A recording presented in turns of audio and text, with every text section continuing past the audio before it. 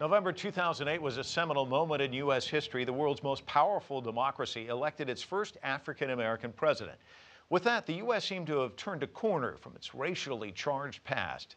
But all that is being questioned after a recent case in the southern state of Florida. A mostly white jury found a defendant of Caucasian and Hispanic descent not guilty in the killing of an unarmed African-American teenager. Here's CCTV correspondent Nitza Perez.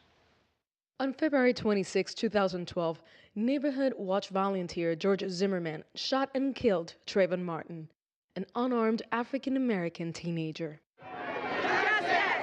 The shooting enraged African-Americans who thought Zimmerman assumed the 17-year-old was committing a crime because he was black and shot him. Zimmerman said it was self-defense, that Martin knocked him to the ground, punched him, and slammed his head into the concrete. The only other eyewitness to the incident lay dead. Whether or not Martin assaulted Zimmerman, the teen was armed with nothing more than a can of iced tea and a pack of candy. Zimmerman's critics say he wasn't qualified to handle this situation, that he should have called 911 and waited for the police. African-American leaders converge on Sanford, Florida, where the shooting took place. They demanded Zimmerman's arrest. We're not trying him before trial. Those on the other side are. They're trying to acquit him. We're just saying with probable cause he should be arrested. Gun control opponents rallied in support of Zimmerman, arguing that he acted in self-defense.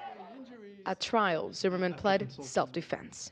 The prosecution argued the case wasn't about gun control or even race relations. This case is not about race. It's about right and wrong. It's that simple. During closing arguments, Zimmerman's defense attorney asked jurors not to allow emotion to influence their decision. It is a tragedy, but you can't allow sympathy to feed into it. State of Florida versus George Zimmerman. Verdict: we, the jury, find George Zimmerman not guilty.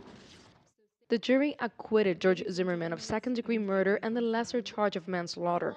The prosecution failed to prove that Zimmerman intended to kill Martin out of malice.